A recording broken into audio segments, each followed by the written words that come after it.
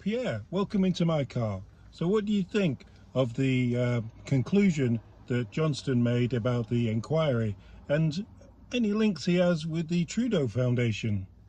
It's interesting, his report didn't even mention the Trudeau Foundation, even though CSIS revealed that Beijing used the Trudeau Foundation as a vessel to buy the love and affection of Justin Trudeau. They gave $140,000 to that foundation.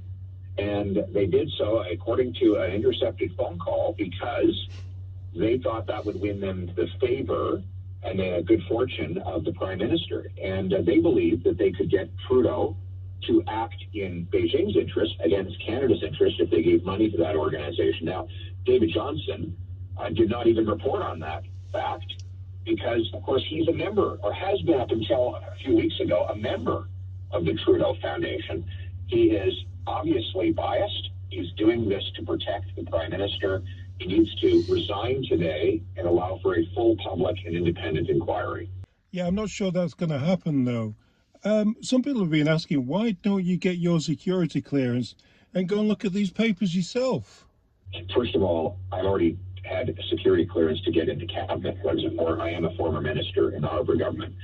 Secondly, what Trudeau is trying to do is swear me to secrecy, to silence my voice by showing me a bunch of information that is probably already public, or probably already known, but has a big red secret stamp on it that prevents me from talking about it ever again. So it's a very clever tactic. Now, if he wants to share higher level of information and more sensitive documents, he can do that with the Conservative members that are on the National Security Committee. They are sworn to secrecy, and they don't have the political necessity to speak out because they're not the leader of the opposition. So he could share that information with them without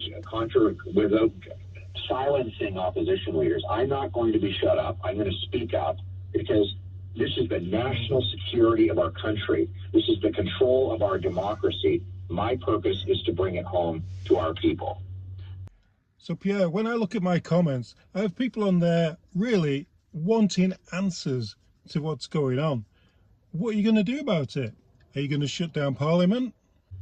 Well, this now falls to Jagmeet Singh. He's in a coalition with Justin Trudeau that gives Trudeau a majority in the House. And that's how he's been able to cover these things up. We know Jagmeet Singh has helped Trudeau double housing costs, bring in a 61 cents a litre carbon tax, double the national debt, and unleash a crime wave with catch and release policy. Yeah, look, we already know this. Jagmeet said that he wants an inquiry. No, but if he's taking that, great. If he wants one, what's he going to do about it? Is he going to pull out of the coalition? That would get Trudeau's attention. So I'm not in a coalition with Trudeau. Jagmeet Singh is. If Singh pulls out of the coalition with Trudeau, he can force Trudeau to call a public inquiry. And so it now falls to Jagmeet Singh to start working for Canadians instead of working for Trudeau. So something needs doing. We've squandered months on this. We haven't done anything. Justin Trudeau has squandered months, in fact, squandered years, because that's for how long he's known about this. Okay. So what happens next? Is it business as usual? What are you going to do? What's going to happen next? We're going to continue to apply pressure in Parliament. We're calling David Johnston before a parliamentary committee to question him on this cover-up. We're going to continue to call for a public inquiry, a foreign agent registry, and other strong measures to protect against influence and interference in our country. And we're going to call on Jagmeet Singh to pull out of his coalition with Trudeau unless a public inquiry happens in the next 100 days. That is the way we get this done. Okay, so I'm getting comments of people who are saying that they're not comfortable going to an election with all this hanging over. Are you comfortable going to an election?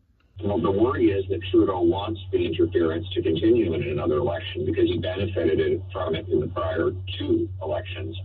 We know from intelligence documents that the Globe and Mail published on its front page that Beijing wanted to see Mr. Trudeau reelected and that they intervened to help him do so. And I have to wonder, given that Trudeau has done absolutely nothing to stop this interference, is it because he welcomes it and believes it will help him in yet another election? Yeah, I understand that.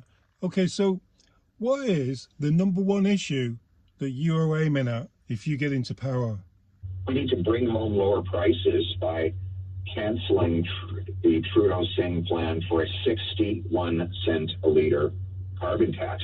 They've already put one in 14 cents. They want to raise it up to 61 cents a liter, $2,000 per family in higher gas, heat, and grocery bills. No one can afford to pay a 61 cent a liter Liberal tax, and that's why Pierre Poilievre and the Common Sense Conservatives will axe that tax. We also need to bring home powerful paychecks by lowering income taxes so that hard work pays off again. And right now it doesn't pay to work. After 8 years of Trudeau, you lose up to 80 cents on each extra dollar you earn. So that's why people stop working. I want to cut taxes so that people bring home more. We need to bring homes people can afford by incentivizing cities to free up land and speed up permits to build. And we need to bring home safe streets by ending Trudeau's catch and release system and replacing it with jail and not bail for repeat violent offenders, and stop going after law-abiding hunters and sport shooters. Instead, let's put that money into bolstering our borders and hiring police. Thanks for joining us in the car. Have you got any other nuggets of wisdom to leave the viewers? It's common sense. Let's bring it home.